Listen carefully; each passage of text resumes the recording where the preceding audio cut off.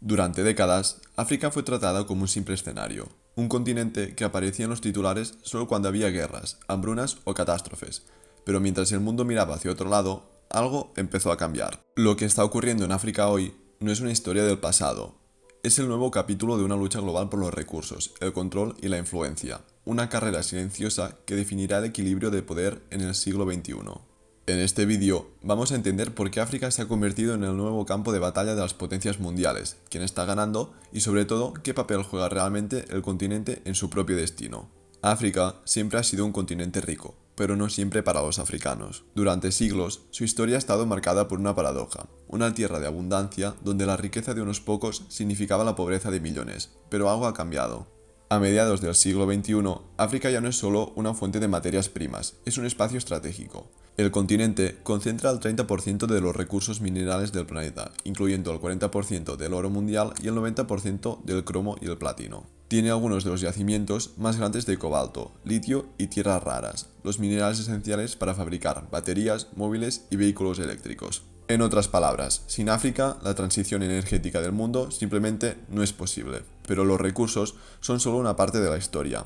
África también es el continente más joven del planeta. Más del 60% de su población tiene menos de 25 años, y para 2050 se espera que su población total se duplique, superando los 2.500 millones de personas. En un mundo envejecido, África representa el futuro del trabajo, el consumo y la producción, y eso, para las grandes potencias, es tanto una oportunidad como una amenaza. A esto se suma su posición geográfica. Controlar África significa tener influencia en el Mediterráneo, el Atlántico, el Índico y el acceso directo a las rutas marítimas más importantes del mundo. Desde el Cuerno de África, donde pasa el 10% del comercio global, hasta el Golfo de Guinea, rico en petróleo y gas. Cada región ocupa hoy un lugar estratégico dentro de un sistema global que recuerda al del siglo XIX. Pero a diferencia de entonces, los nuevos actores no llegan con ejércitos coloniales, llegan con créditos, contratos y propaganda. El viejo reparto de África ha vuelto, pero con un lenguaje distinto. Cuando hablamos del nuevo reparto de África, China es, sin duda, el actor principal. Hace apenas 30 años, la presencia china en el continente era mínima. Hoy es el mayor socio comercial de África, superando con creces a Estados Unidos y a la Unión Europea. Lo ha conseguido sin disparar un solo tiro. En lugar de tanques, China envía ingenieros, constructores y diplomáticos. Desde el año 2000 ha invertido más de 300.000 millones de dólares en proyectos de infraestructura, como carreteras, presas, ferrocarriles, hospitales y estadios. Su símbolo más visible es la iniciativa de la Franja y la Ruta, el megaproyecto global que busca conectar China con el resto del mundo a través de redes comerciales y logísticas. En África, esa iniciativa ha transformado paisajes enteros, como es el caso del ferrocarril que une Nairobi con Mombasa, en Kenia, o las autopistas que cruzan Etiopía o Angola, todo construido con capital, tecnología y trabajadores chinos. A cambio, los gobiernos africanos obtienen financiación rápida y visible, sin las condiciones políticas que suele imponer Occidente. No se exige democracia ni transparencia como moneda de cambio, solo la promesa de repagar la deuda y mantener buenas relaciones con China. Para muchos países, esta oferta es irresistible. Para otros, una trampa de dependencia. Algunos ya la están comprobando. En Zambia, por ejemplo, la deuda con China supera el 30% del total nacional y ha obligado al gobierno a renegociar sus pagos. En Sri Lanka, fuera del continente, pero bajo el mismo modelo, la imposibilidad de pagar llevó a entregar el puerto de Hambantota a China por 99 años. China, sin embargo, niega cualquier intención colonial. Sus diplomáticos hablan de una relación de iguales y de un futuro compartido de prosperidad, pero los hechos son claros. China no solo busca materias primas, está construyendo influencia política, redes logísticas y presencia militar. En 2017 inauguró su primera base naval en el extranjero, precisamente en Djibouti, en el Cuerno de África. Oficialmente sirve para proteger sus rutas comerciales y operaciones de paz. Extraoficialmente consolida su posición estratégica junto a una de las zonas más sensibles del planeta. Para muchos analistas, lo que China está haciendo en África no es caridad ni altruismo, es una nueva forma de imperialismo económico, mucho más sutil y eficaz que los anteriores. Un imperialismo que no impone gobiernos, sino contratos, y que, poco a poco, está cambiando la forma en que África mira al mundo. Mientras China construye carreteras, Rusia envía soldados, o al menos eso parece. Desde hace casi una década, Rusia ha ido ganando terreno en África, pero no con tratados o acuerdos comerciales, sino a través de fusiles, mercenarios y propaganda. Todo empezó de forma discreta, con algunos contratos de seguridad y asesores militares, pero con el tiempo la huella rusa se ha vuelto inconfundible. En países como Mali, Sudán, Libia o la República Centroafricana, el nombre se repite una y otra vez. Wagner. Oficialmente, el grupo Wagner era una empresa militar privada. En la práctica, era el brazo armado informal del Kremlin. Llegaban a zonas donde Occidente se retiraba, ofrecían protección a gobiernos frágiles o a líderes autoritarios y a cambio obtenían concesiones mineras, contratos de seguridad o simplemente poder. En la República Centroafricana, Wagner controla minas de oro y diamantes, mientras entrena al ejército local y asesora directamente al presidente. En Mali, sus combatientes reemplazaron a las tropas francesas después de la ruptura de relaciones con Francia. Su presencia siempre viene acompañada del mismo patrón: discursos antioccidentales, banderas rusas en las manifestaciones y una avalancha de desinformación en redes sociales. La estrategia es clara: presentarse como el nuevo aliado sin condiciones, el que no exige elecciones ni transparencia, el que simplemente promete orden y soberanía. Para Rusia, África no es solo un mercado o una fuente de recursos, es una oportunidad para recuperar el prestigio perdido tras la caída de la Unión Soviética.